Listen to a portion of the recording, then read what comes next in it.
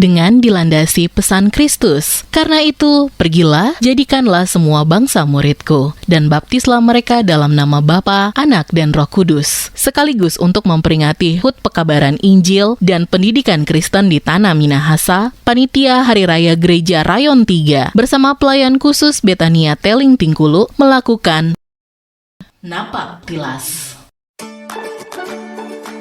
Menelusuri jejak penginjil dan buah pekabaran Injil di Tanah Minahasa selama 190 tahun.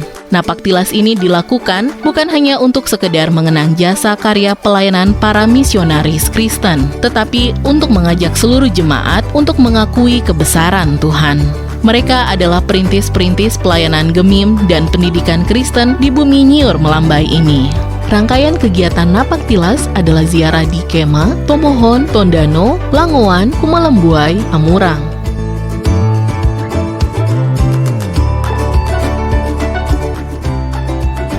Masuknya agama Kristen di Minahasa pada awalnya dilakukan oleh pater-pater Katolik dari Portugis maupun dari Spanyol. Agama Kristen Katolik ini disebarkan oleh bangsa-bangsa Portugis pada awal abad ke-16. Penyebaran agama Kristen Katolik di daerah Minahasa dipimpin oleh pendeta Diego de Magalhães dan Pedro de Mascarenhas. Pada tahun 1563, penyebaran agama Kristen Katolik dimulai, sehingga tahun ini disebut sebagai tahun masuknya agama Kristen Katolik di Sulawesi Utara. Sudah tercatat banyak sekali orang, baik raja maupun rakyat, yang masuk agama Kristen Katolik. Misalnya saja Raja Babon Tehu dan 1.500 rakyatnya yang sudah dibaptis oleh pendeta Diego de Magalhães. Pada masa VOC, perkembangan agama Kristen Protestan dilakukan oleh pendeta-pendeta yang mengunjungi Minahasa yang menetap di Ambon.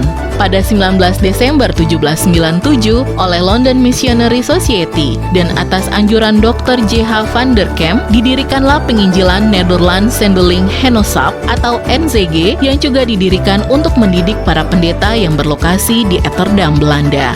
Pada tahun 1817, penginjil pertama dari Nederland Zendeling Genootschap yaitu Joseph Kamp datang dari Ambon dan terkenal dengan julukannya yaitu Rasul Maluku. Nederland Zendeling Genootschap menempatkan dua pekabar Injil, pendeta D. Muller dan pendeta L. Lammers di Tanah Minahasa. Namun usaha rintisan tidak tercapai karena keduanya meninggal dunia. Pendeta Muller meninggal di Manado pada tahun 1824 dan pendeta Lammers meninggal di Kema pada tahun 1825. Untuk mengenang pelayanan pendeta Lammers, maka didirikan monumen yang berada di pekuburan umum Kema. Ada catatan-catatan pendek yang berisi nama-nama para pendeta Belanda. Akan tetapi, kegiatan mereka tidak berkesinambungan, sebab Minahasa pada waktu itu hanyalah sebagai persinggahan bagi para pendeta VOC. Kegiatan penginjilan yang berkesinambungan baru terjadi ketika Johann Friedrich Riedel dan Johann Gottlieb Swartz mengawali gelombang kedatangan para penginjil dari Nederland Zendeling Genootschap.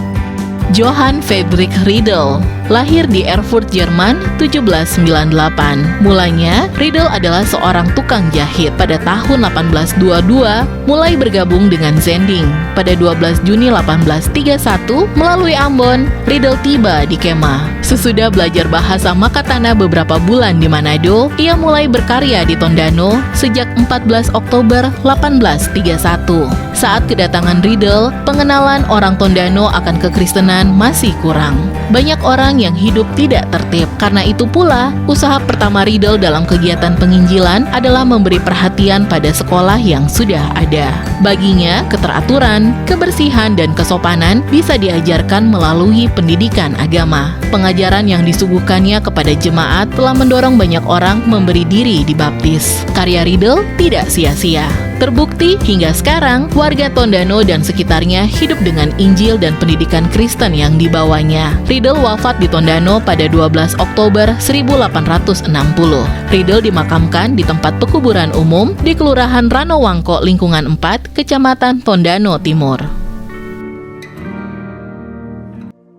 Johann Gottlieb Swartz lahir di Koningsbergen, Jerman, 21 April 1800. Mula-mula, Swartz bekerja sebagai tukang sepatu. Bersama-sama dengan Riedel, dia bertolak ke Hindia Belanda dan tiba di Tanah Minahasa pada 12 Juni 1831. Setelah belajar bahasa daerah beberapa bulan di Manado, ia diajak pendeta Helen Dom ke Langowan. Pada waktu kedatangan Johann Gottlieb Schwarz, penduduk Langowan memiliki tempat berkumpul untuk mengadakan upacara keagamaan mereka. Di tempat itu terdapat sebuah pohon besar yang dalam bahasa Tontombuan disebut wates. Pohon itu dianggap keramat sebab menjadi pasoringan. Pasoringan berarti tempat memanggil dan mendengarkan bunyi burung wala oleh wailan dan tonaas atau pemimpin-pemimpin pemerintahan.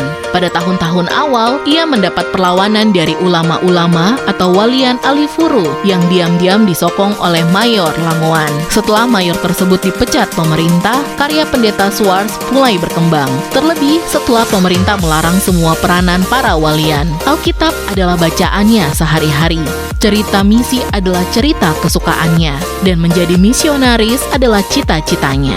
Itulah Johann Gottlieb Schwarz. Pada akhir tahun 1848, pelayanan Schwarz mencakup Langowan, Ratahan, Kakas, Remboken, Tompaso, Kawangkoan, dan Sonder.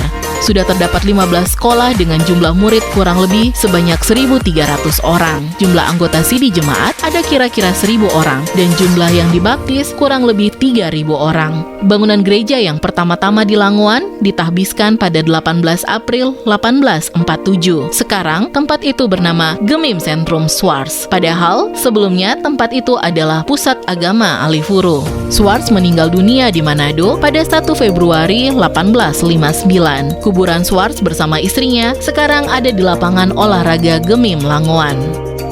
Pekabaran Injil dan pendidikan Kristen di Minahasa tidak lepas dari sosok yang diutus Tuhan untuk daerah ini, yakni Johann Friedrich Riedel dan Johann Gottlieb Schwarz. Pada 12 Juni 1831, kedua warga Jerman itu tiba di tanah Toar Rumi Moot, dan hari itu dipakai sebagai peringatan pekabaran Injil dan pendidikan Kristen di Minahasa yang saat ini sudah menginjak tahun ke-190. Karl Hermann membuka pos penginjilan di Amurang tahun 1836, mengkristenkan orang-orang dari distrik Tombasian, Rumoong, Tompaso, dan sekitarnya. Proses terbentuknya dari Jemaat Amurang ke Jemaat Sentrum Jemaat Amurang terhitung sejak kedatangan Karl Hermann bersama istri dan anaknya, dan menjadikan Amurang sebagai pusat pelayanan dan sekaligus melakukan penataan Jemaat Amurang yang kemudian dikenal sebagai pelayanan Gereja Gemim Shalom Sentrum Amurang. Pekabar Injil ini memulai tugas perdananya dengan menyampaikan khotbah dalam kebaktian pagi tahun baru 1 Januari 1837. Pendeta Karl Hermann mulai menuai untuk Kristus dengan jumlah 13 orang yang dibaptis. Ia juga membaptis orang di kolam. Banyak yang beralih dari agama suku Alifuru ke agama Kristen. Dengan semakin bertambahnya penganut agama Kristen, maka tanggal 15 Juli 1849, Nederland Zendeling Genootschap menempatkan seorang penginjil dari Jerman bernama Siebold Ulfers bersama istrinya Henriette Kistner di Kumelembuai. Siebold Ulfers sering dipanggil orang Kumelembuai dengan sebutan Tuan Luperes. Ulfers menggantikan pendeta Karl Hermann yang telah bertugas di Kumelembuai selama 11 tahun. Pendeta Ulfers dan istrinya mempunyai banyak keahlian. Dialah yang memperkenalkan cara bertani atau berkebun, cara membuat rumah, dan lain sebagainya. Sedangkan istrinya mengajarkan kepada kaum wanita bagaimana cara mengatur rumah tangga, menanam tanaman hias, menjahit, dan lain-lain. Selama lebih kurang 20 tahun lamanya, pendeta Ulfers tinggal di tengah-tengah kampung atau Waleure. Dan pada tahun 1870, pendeta Ulfers pindah ke sebelah utara mata air Kumelembuai, tepatnya sekarang di lokasi SMP Negeri Kumelembuai, dan mendirikan rumah di lokasi itu. Berkat ketekunan Ulfers dalam pelayanan Injil, maka pada 1855, Kumelembuai dijadikan pusat wilayah resort dari 8 jemaat. Pengajaran Injil yang dilakukan oleh pendeta Ulfers sangat menanamkan pendidikan Kristen dalam membina rumah tangga, dengan mengajak warga gereja untuk melangsungkan pernikahan secara Kristen dan meninggalkan cara-cara lama dalam upacara-upacara pernikahannya. Pendeta Ulfers melayani selama 36 tahun di Kumelembuai. Pada 2 Juni 1885, pendeta Ulfers meninggal dunia dan dikuburkan di Kumelembuai di samping kuburan anaknya di lokasi SMP Negeri Kumelembuai sekarang. Dan untuk mengenang kepelayanan Ulfers, maka didirikan monumen di desa Kumelembuai. Gemim Sion. Gedung gereja awal Tomohon dipastikan telah dibangun oleh pendeta pertama Tomohon, Johan Adam Mattern, yang diutus Nederland Zendeling Henoshap. Ia mulai bekerja di Tomohon bulan Juli 1838. Gereja Protestan ini berdiri pada akhir 1839. Pada Desember 1839 menjadi tonggak berdirinya jemaat Tomohon. Di awal pelayanan, Mattern membaptis 6 orang penduduk Tomohon. Letak gedung gereja pertama di lokasi Paslaten, berada di bagian depan pekarangan gereja sekarang.